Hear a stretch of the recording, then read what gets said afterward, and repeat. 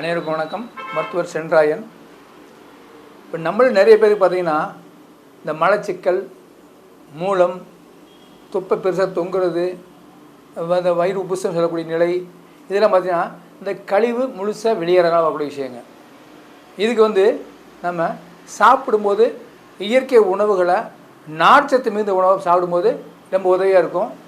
அந்த நார்ச்சத்து மிகுந்த உணவு சொல்லும் பார்த்திங்கன்னா பறவைகள் பயன்படுத்தி சாப்பிடும்போது அந்த உணவை பயன்படுத்தணும். நம்ம எப்படின்னா பறவைகள் பார்த்திங்கன்னா வெந்த உணவு சாப்பிடாது, வேகாத உணவு தான் சாப்பிடும். பார்த்திங்கன்னா ஒரு குருவி வச்சுங்களேன், அந்த குருவி நீங்கள் அரிசி எடுத்து போட்டால் சாப்பிடாது, அந்த குருவி சாப்பிடாது.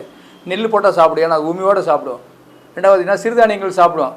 இந்த சிறுதானியம் சாப்பிட்டா சிறுதானிய அரிசி நீங்கள் ஒரு திணை அரிசி ஒரு சாமரிசி போட்டால் அந்த அரிசியை சாப்பிடாது. அது அந்த திணையை முழுசாக அந்த உமியோடு எடுத்து போட்டால் அதை குறிச்சிட்டு சாப்பிடும் அதுவே. ஏன்னா அந்த அரிசிக்கு மேலே ஒரு மேல் தோல் இருக்குது, அந்த மேல் தோல் முக்கியமான நார்ச்சத்து உள்ளது.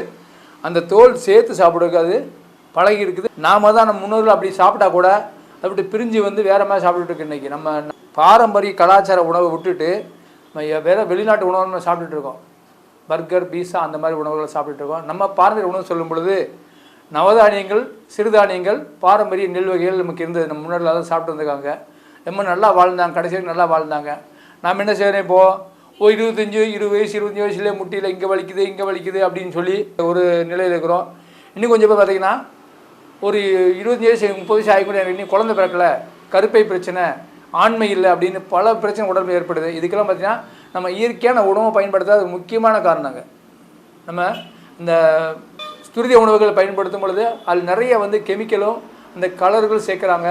அந்த மாதிரி சேர்க்கும் பொழுது நமக்கு நிறைய உடல் சார்ந்த பிரச்சனை ஏற்படுறதுக்கு ஒரு வாய்ப்பாக இருக்குது. அதை தவிர்த்துட்டு நம்ம முன்னோர்கள் சொன்ன விஷயங்கள், நவதானியங்கள், சிறுதானியங்கள், தோலோடு இருக்கிற பயிர் வகை, இந்த மாதிரி இருக்கிற இயற்கை முறைகள், பழங்கள், இதெல்லாம் பயன்படுத்தும் பொழுது, கீரை வகையெல்லாம் சேர்த்து பயன்படுத்தும் பொழுது நமக்கு நல்ல பலன் கிடைக்கும். உடம்புல நோயே வராமல் பார்த்துக்க முடியும்.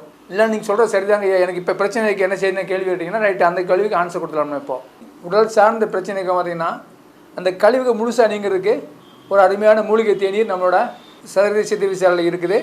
அதை நீங்கள் பயன்பெறுங்க. அது பார்த்திங்கன்னா இந்த அத்திப்பழ மூலிகை தேநீர். இது பார்த்திங்கன்னா மலையில் விளையக்கூடிய ஒரு சின்ன அத்திப்பழம். நீங்கள் அத்திப்பழம் பார்க்கும்போது நீங்கள் கடையில் பார்த்துருப்பீங்க, அந்த சரலில் கொடுத்து அப்படியே மாலை மாதிரி கொடுத்து வச்சுருப்பாங்க. சரிங்களா, நல்லா சாப்பிட நல்லா இனிப்பாக தித்திப்பாக இருக்கும். தித்திப்பாக இருக்கு. நீங்கள் கவனிச்சிருக்கீங்களா? அத்திப்பழத்தை அவ்வளோ தித்திப்பு வராதுங்க. ஆனால் அதில் எவ்வளோ தித்திப்பு இருக்குது அப்படின்னு எப்படி வருது நீங்களே பார்த்து தெரிஞ்சுக்க, எப்படி வருதுன்னு தெரிஞ்சுக்குங்க. ஆனால் இந்த அத்திப்பழத்தை தித்திப்பு இருக்காது, இருக்கும் லேசாக லைட்டாக தித்திப்பு இருக்கும். ஒரு பழத்தில் சுவையில் இருக்கும், பெருசாக அந்த மாதிரி அந்த சுவையில் வராது. இல்லை, இது பழமி சின்ன குட்டி குட்டி பழமாக தான் இருக்கும். ரொம்ப அருமையாக நல்ல மருத்துவ குணம் வாய்ந்தது. இது சாப்பிடும்போது பார்த்திங்கன்னா உங்களுக்கு உடம்புக்கு தேவையான இரும்பு சத்து நல்லா கிடைக்கும். அந்த இரத்த சோகை வராமல் படுத்துக்கலாம். அதை மலச்சிக்கல், மூலம் இதுக்கெல்லாம் ரொம்ப முக்கியமானது இந்த நாட்டு அத்திப்பழம். அந்த அத்திப்பழம் மூலிகை மட்டும் இந்த இது இல்லாமல் அது கூட துத்தி இந்த மாதிரி விஷயங்களை சேர்த்து இந்த மூலிகை தேடி செஞ்சுக்கோ. ஏன்னா இது குடல் பகுதி, சிறுகுடல், பெருகுடல், மலச்சிக்கல், மூலம் சார்ந்த பிரச்சனைக்கு இது ஒரு முக்கியமான மூலிகை தேநீராக இருக்குது. இது பார்த்திங்கன்னா இந்த மாதிரி சின்ன சின்ன பேக்கில் இருக்கும்.